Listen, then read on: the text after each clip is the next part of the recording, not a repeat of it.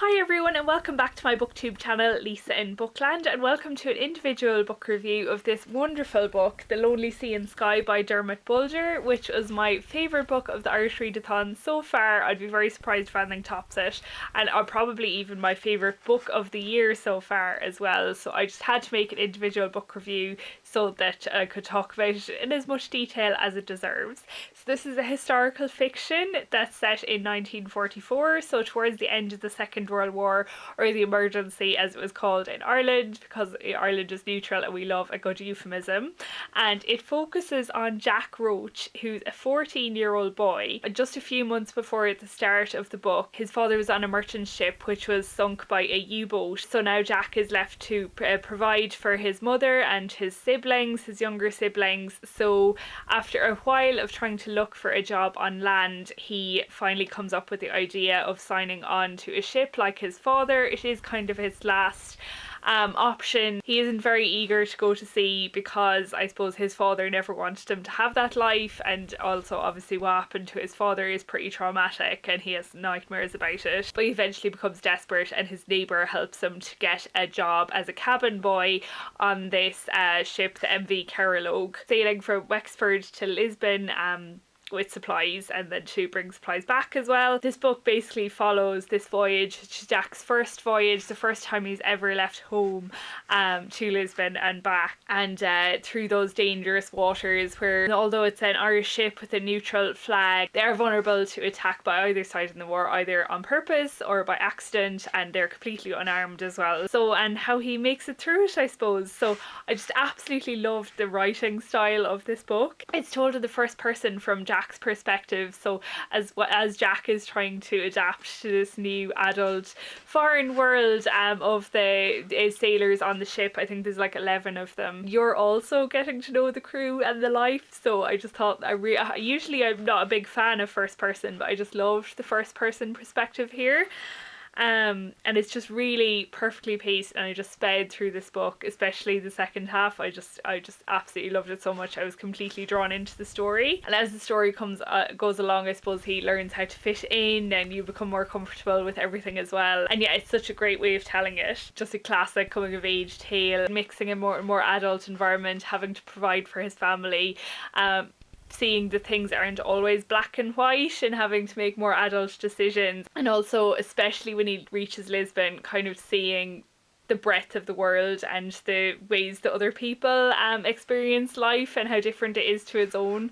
And that's kind of referenced multiple times about how he'll manage to kind of put himself back in that box when he gets back to Wexford, when his horizons have been widened literally so much. But it's not just Jack, like there are so many other really memorable characters in this book, and you just loved them all so much. Most of the seamen on board, although they are a bit gruff, they do take Jack under their wing in some ways, whether they're really kindly or a bit more tough love. They're like their personalities are kind of slowly revealed to you, I suppose, and they all have such like distinct perspectives. Like, I think it's be so difficult sometimes when you are writing a sea story in this, especially because all of the characters are men, to try and make them really unique and not have them all kind of blur into one mass. They all have the same job and they're all doing the same things, that there's not those kind of different roles that you'd have on land to keep them apart from the reader. And I'm very bad at thinking of characters and names in the first place, but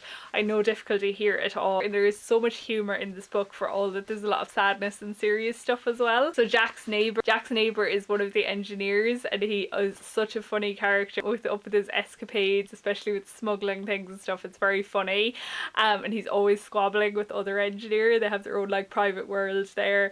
And Miles Foley is like an old sea dog, and then you have the captain. But especially memorable for me was the second officer, Mr. Walton, who you kind of learn his story as he goes along, and I was very attached to him especially, and he did just feel so close to them. At the end, you kind of there's kind of an overview of what happened to all of them, and I have to say I nearly welled up. I don't cry at books ever, but if I nearly well up, that's like the equivalent of most other people of crying. And then, for fear that it would be all men, Jack actually has a sweetheart at home called Ellie, but also in Lisbon he meets a really interesting girl as well. So they yeah, there is some female characters in this book, and they're really brilliant female characters as well, so it's always, sometimes that can be a weakness in these kind of books, but not here, I'm happy to report. So in terms of the historical background, this is such a niche area to explore in fiction. I think Ireland during the Second World War, not mind like Ireland at sea during the Second World War, like we're not and never will be a naval superpower, so I suppose you can't tell the same kind of stories that other people tell. Indeed, towards the end of the book, I don't think this is a spoiler, there's like a tugboat coming out to meet them with some of the Irish Navy in it, and one of the characters says that to make sure to be careful when they're steering, or else they'll take out a quarter of the Irish Navy. But the author just really brought the experience of these seamen to life, and it's clear that he has such a knowledge and attachment to it. And I suppose at the start he dedicates the book to his father, who actually served during the Second World War on one of these ships, like a sister ship of the Carlow, and also to his father's neighbour, who actually sadly did die on a ship that disappeared, presumably sank by who knows. So it's obvious that he just wanted to pay tribute to those, I suppose, which is really nice. You know, I just love a sea story, and because this is a different period in history than I'm used to, mattered not at all. I just loved learning more about it and thinking more about it, I suppose. It had plenty of discussion on Irish neutrality, kind of the difficulty of managing to make the journey safely. They had this very narrow band of sea that they had to stick to. If they were shoved into dangerous areas and by weather or anything, then that was they were a legitimate target. But also when they stop off at Cardiff on their way to Lisbon, Jack is absolutely shocked by the bomb damage that there was to the houses and that, and he's actually quite frightened. So yeah, it was just really interesting to get the different perspectives. And also they do encounter some Germans and the German perspective on Irish neutrality, and it was just such a worthwhile read, I think, just for that aspect. Even if you weren't interested in the character stuff at all, it was just such a different book, I suppose, in terms of the background. I mention later on, and it's in the back cover, so it's not a spoiler, I don't think, anyways. Indeed, like, it's one of the draws of the book is they actually do end up having to rescue some German sailors, and obviously all the kind of complicated feelings they have around that, including Jack. His father was on a ship that was sunk by a U-boat, so that was just really makes the second half of the book really interesting in terms of how they deal with that. But also something I never really thought about, like, my World War II history is not up there, but the experience of Portugal in the Second World War, also neutral for most of the war, but different than Ireland, I suppose. There was a lot about the dictator that was in charge of it, Salazar, and kind of the culture of fear that was in the country. And you do spend a bit of the book on land on Lisbon as well, and that section was just really, really fascinating. Finally then, the Carlow was a real ship. This is a real voyage. But also what was a really nice touch at this, and I just loved it, was at the end, obviously there's a historical note. He lists the 10 or so crewmen that were on that ship.